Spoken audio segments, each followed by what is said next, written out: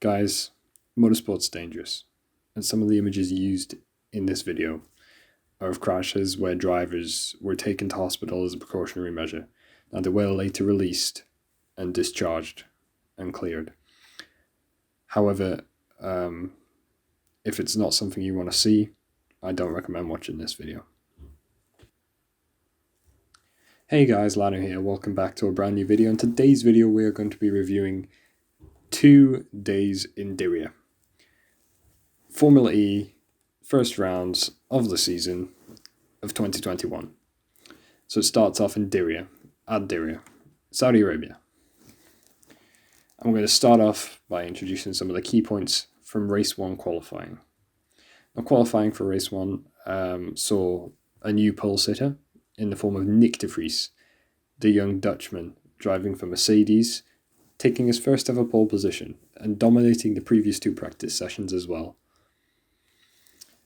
Now, some of the big news is that Van Dorn, Buemi, De Grassi, Verne, De Costa, all big names.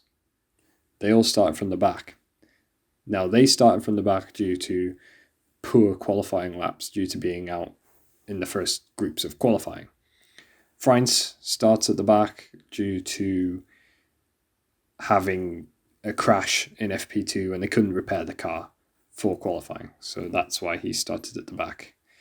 Now, Cassidy, Blunkfist, Muller and Seti Camera, they were all denied of a Super Pole appearance. Seti Camera sort of caused all this chaos. It wasn't entirely his fault, but he clipped the wall and it caused something to fail going into the final corner. And so he just went straight on. He was the first driver out there in Group 4. So Cassidy and Blunkfist and Muller, they only got 1 lap. And this is the controversial thing. They got 1 lap to set a good lap to go into Super Bowl. And you only got 1 shot at that. So Seti Camera went off. And the rules state that if you improve on your lap, when there's a yellow flag, your lap time gets removed. Now, they hadn't set a competitive lap time anyway. So if they crossed the line going slowly, they would have still improved. So they would have still got their lap time removed.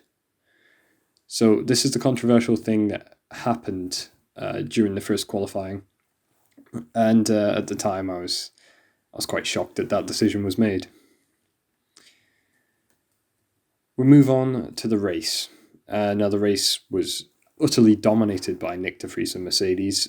He managed to take his first ever Formula E race win. It was a great job by Nick de Vries. He did a stellar job there. And there was a phenomenal move. If you haven't seen it, go watch it. It's on the Formula E social medias. It's phenomenal by Edoardo Mortara, who overtook Mitch Evans and Wehrlein in one straight, and it was so inch perfect. You have to see it. And he in the end he finished P2. There was contact between Sam Bird and Alex Lynn, which put them both out of the race. Sam Bird went for a late move down the inside at turn 1. Lynn sort of didn't really expect it. He sort of carried on with the racing line, and the 2 paths collided, and they ended up both out of the race. Gunter hit the wall quite hard after the safety car for the utter debris just scattered everywhere after the Bird and Lynn collision. He hit the wall and his race was concluded. He hit it turn 2 going into turn 3. It was quite a hard hit for Gunter, but he was okay. Evans overtook Rast to pick up P3 in the end for Jaguar. So it was a good performance from Jaguar in race 1. And that pretty much sums up Friday's action. So we move on to Saturday, and it starts off early. Now, this is one of the crashes where someone was actually taken to hospital. Edoardo Mortara was taken to hospital as a precaution. He had a big hit, and his brakes failed, and after a practice start in FP3, he went straight on into the barrier quite hard. and he was taken to hospital as a precaution, like I said. And then he was later discharged, and he was able to watch race 2 at the circuit with Venturi in the garage. So there's some images on the right-hand side.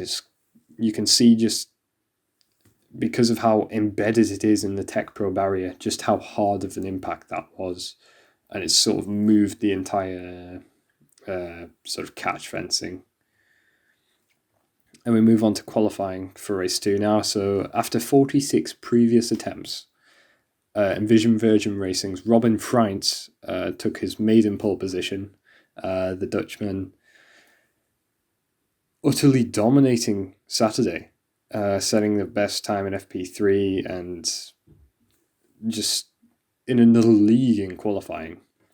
Big surprise for both Neos and Dragons. They were both starting in Super Bowl. Turvey ahead of Blunkfist in P4 and 5 for Neo, and Dragon, unbelievable performance by Sergio Setecamera, who managed to stick it in P2. Muller, he messed up turns 16 and 17, which is a long sweeping corner before an uphill climb to the start line, and he lost a bit of time there, and he was quite annoyed about that. But great performance for Neo and for Dragon, who've clearly made brilliant progress since Berlin. And you had Sam Bird, who qualified P3 for Jaguar, so far it's looking like a brilliant weekend for Jaguar. One of the big news of qualifying was that no Mercedes-powered cars were allowed to take part in qualifying. Following Mortara shutting free practice 3, they had to make sure that the cars were safe, and that if the brakes failed, there was an emergency brake that would kick in and help slow down the car before an impact, so it wouldn't be as bad as what we saw with Mortara.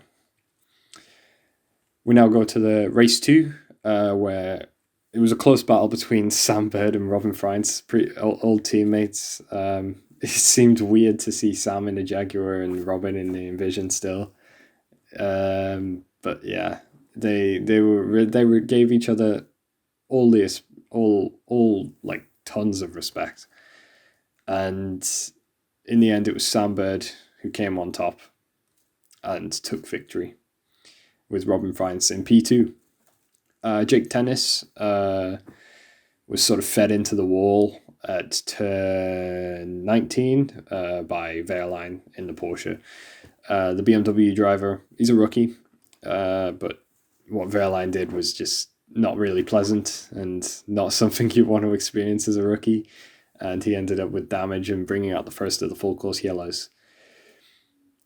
Then we move on a bit later in the race, and this is moments before the big story of the race.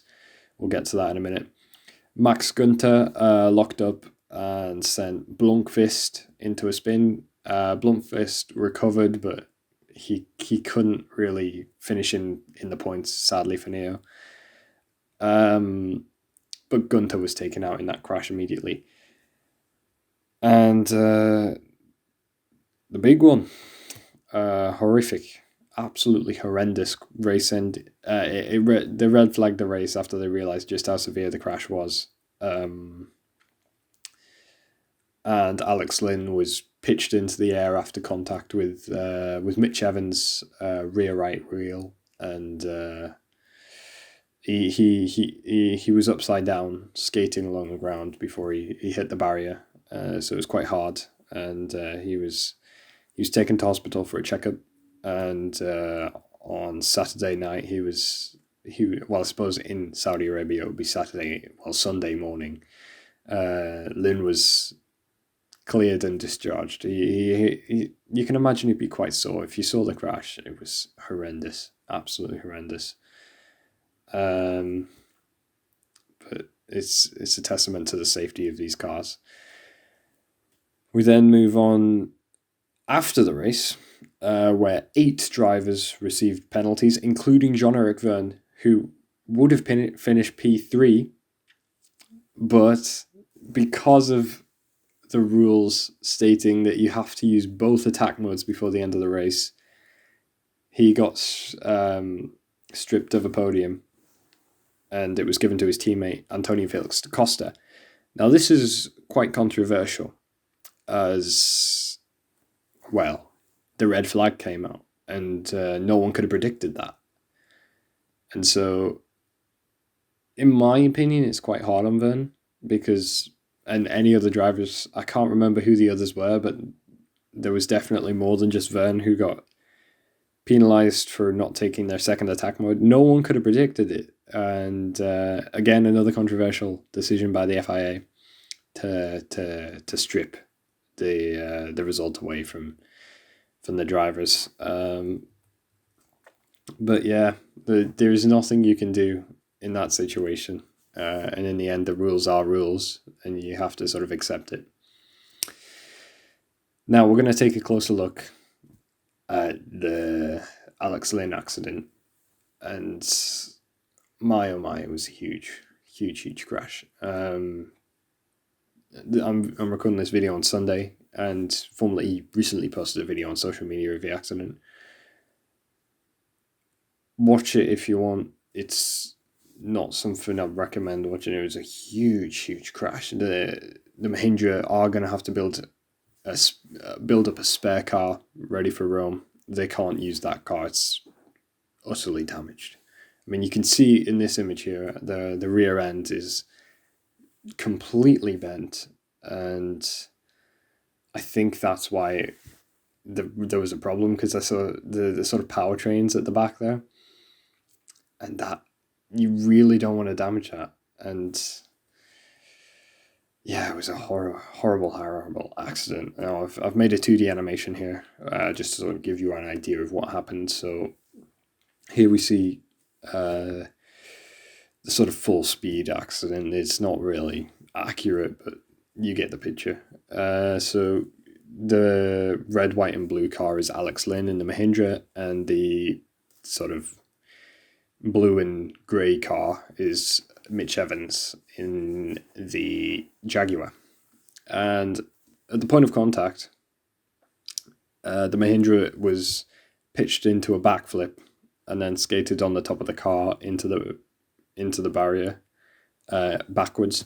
I can't really animate it in 2D.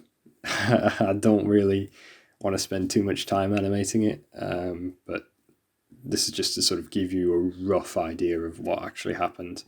And this is obviously a slowed down animation of what roughly happened. And I'm going to warn you about the next slides. There's a collage of sort of all the photos of the accident. So again, if it's not something you're interested in seeing, please feel free to click off this video. But we're going to get into the pictures, and we're sort of going to explain exactly how it happened. So in the top left, you can see the bottom of the Mahindra. It's sort of just a black outline of a car, because that's the base of the car. He made contact with Mitch Evans, and that sort of pitched the car into an accident I'd compare to Mark Webber's in Valencia 2010, where he made contact with Heikki Kovalainen, and that sent him into a horrendous accident when he was driving for Red Bull. And, well, here you can see just how similar it is. It's a horrible accident. And, well, the Mahindra ended up skating along the ground. You can see him skating along the ground in the right middle picture, and the sparks as he just sort of grinds, the halo protecting him so much.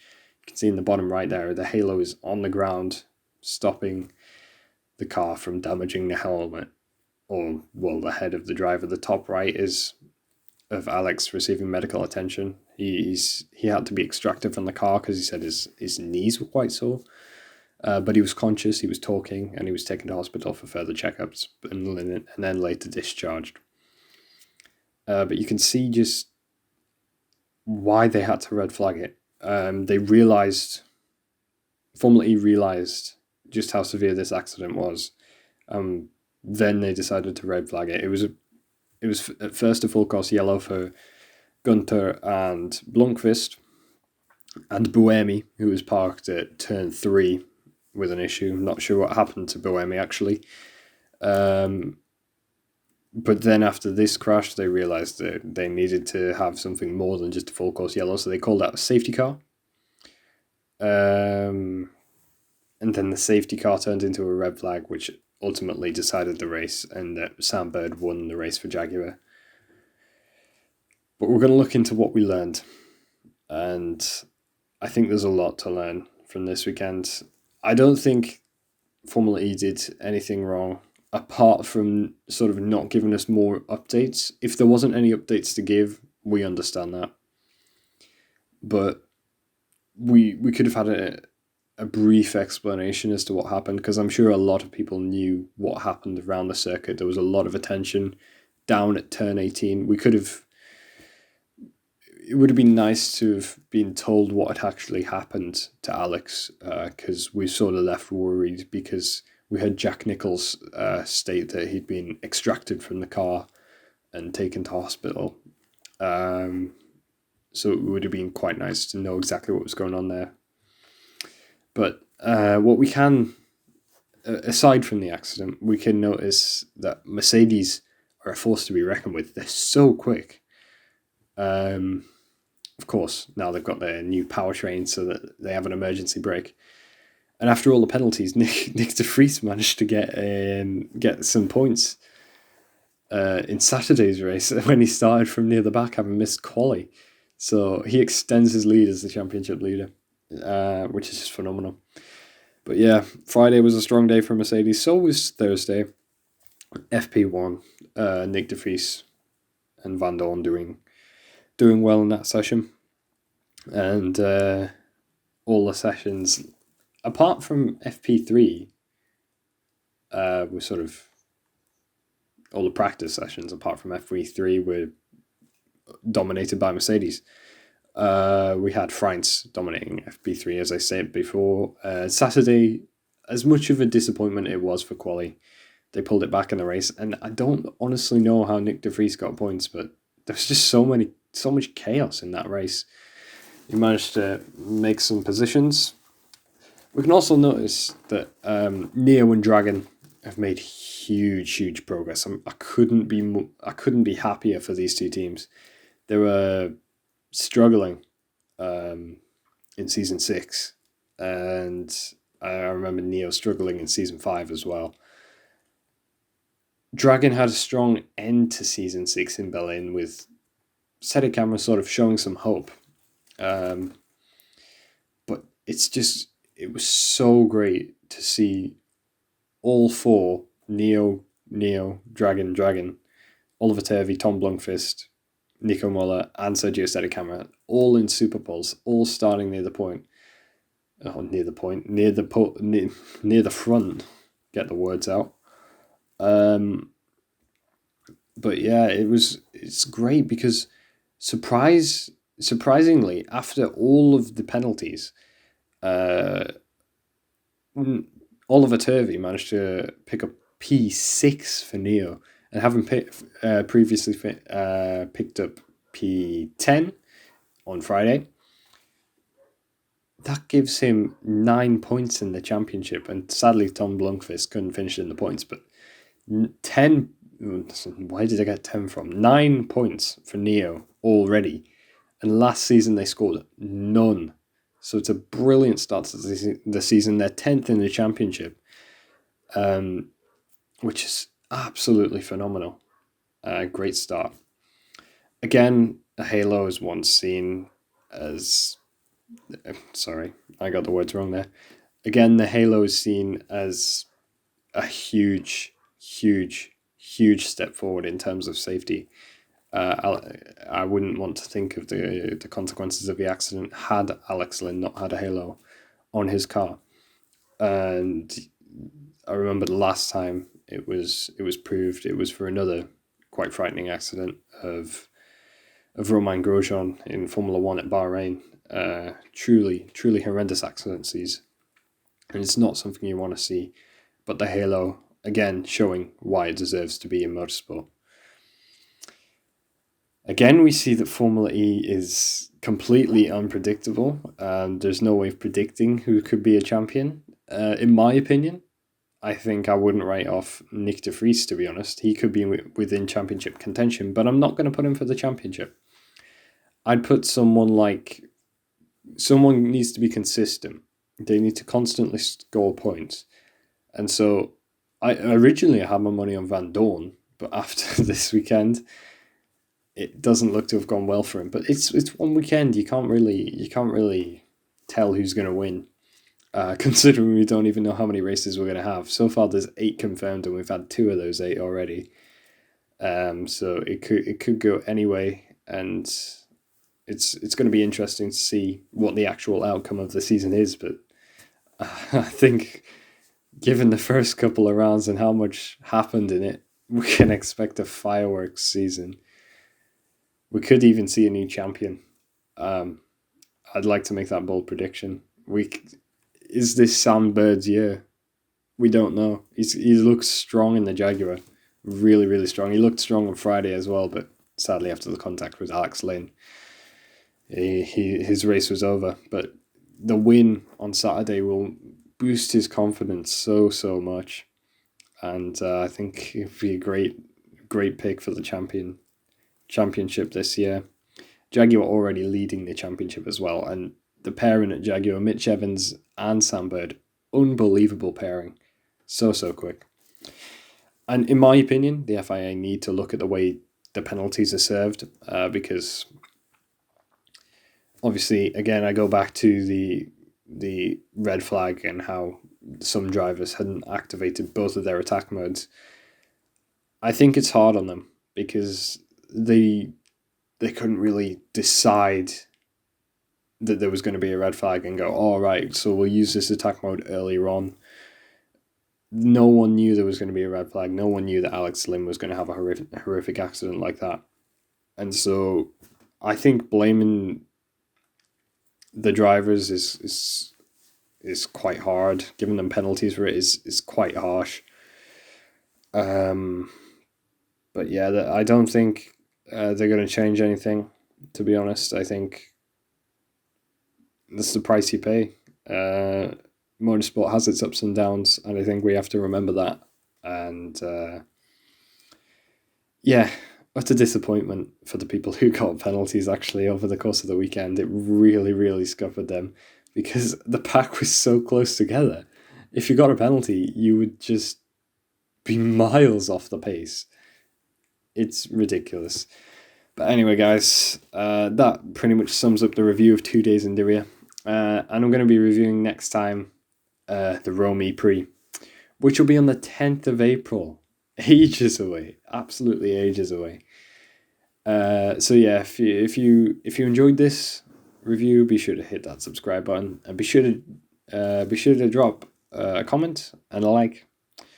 Drop in your comment. Tell me what you think of whatever in this video. I'll be sure to get back to you on that.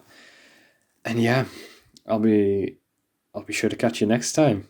When we're in Rome. Oh man, I've missed Rome. It was great in season 5. And a new layout this year. It's going to be wild. You don't want to miss it. 10th of April. Put that in your diary. Be worth a watch. But yeah, anyway guys, thanks so much for watching. And goodbye.